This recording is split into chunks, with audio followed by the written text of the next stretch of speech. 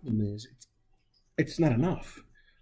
Remember, when you lose $30 billion in value in the stock market in a matter of weeks, months, 100 million here, 100 million there, 1 billion here, that's not going to be enough to get this economy moving. People are starving. They are literally starving in the streets. I don't think it's a surprise then that we'll see Americans desperate, furious, angry. You remember that just 10 years prior, 1920, we're here in the middle of a Red Scare, deporting people back to Russia, the Palmer raids. Now, Americans are marching underneath the American Communist Party banner because they are desperate. And we're not talking about marches of like 10 people or 20 people. We're talking about thousands of people marching in America. And here's the really scary thing. It's not just America. This is something you should add to your notes. The Depression is worldwide. When America's economy went downhill, many of the economies around the world also began to suffer because America had become an incredibly important economic country between 1900 and 1930.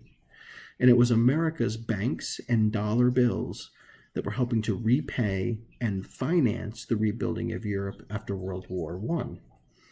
So when our banks collapse and when the money stops flowing, all of those countries in Europe, Italy, Germany, Britain, France, they're going to suffer bad.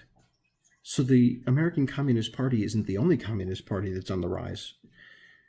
It's also communist parties in Europe. Remember that Communist Internationale, whose goal was to promote revolution? Many saw the Great Depression as that opportunity, that chance to do just that.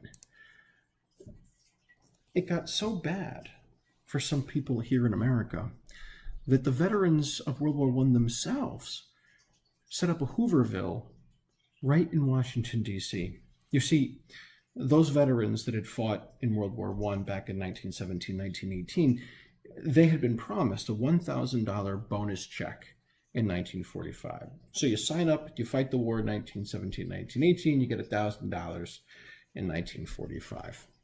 But it's 1932, and they're dirt poor, and they're homeless, and they're jobless.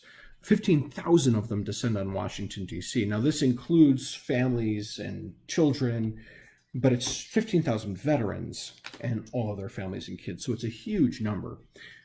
They camp in a Hooverville in Washington, D.C., and as they're marching to Washington from all over the place, and really the word march is kind of, it's a misnomer. They were in cars and took trains. A couple did, technically march. Well, not a couple, more than a couple, but those that were close by did organize and march in.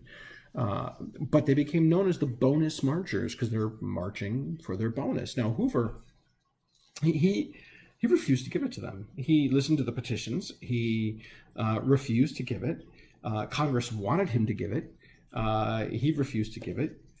He then turned it back over to Congress, and then once Congress all of a sudden had to take care of the issue themselves, they were like, I don't know what to do. I don't want to handle this. So Hoover actually ordered the Hooverville cleared. He told the cops to kick him out. Now, the marchers actually refused to leave, of course. And in the kind of tussle and scuffle of the police coming in and being like, President Hoover has said it's time to go, and the marchers saying, heck no, we won't go. What happens is that police officers fire, and 2 veterans of World War I are killed. So the police back off, and Hoover doubles down. He says, okay, the cops can't clean this up. It's time to send the army in. So he sends the army in under a guy named MacArthur, who we'll talk about in World War II. And MacArthur has with him an aide named Eisenhower, who we'll talk about in World War II. And he sends Douglas MacArthur, and he sends Dwight Eisenhower in. And he says, you know what? it's time to clear them out. And MacArthur gets aggressive. Tear gas is fired, bayonets are fixed, horse soldiers are called in.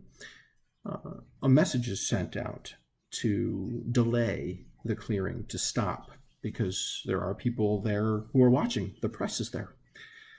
MacArthur doesn't stop. What order? I don't see an order here. And he sends his troops forward. So the actual army of 1932 expelled with fixed bayonets and tear gas veterans of World War I. You can imagine what this looks like, right?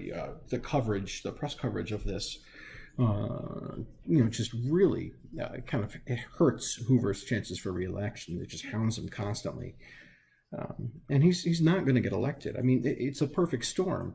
It doesn't matter that Hoover had done more than any previous president to try and solve the Great Depression, at least in terms of the federal government's role in the economy, because he's didn't do enough, right? Unemployment's still going up, banks are still closing, people are freaking out. You've got the army assaulting the veterans.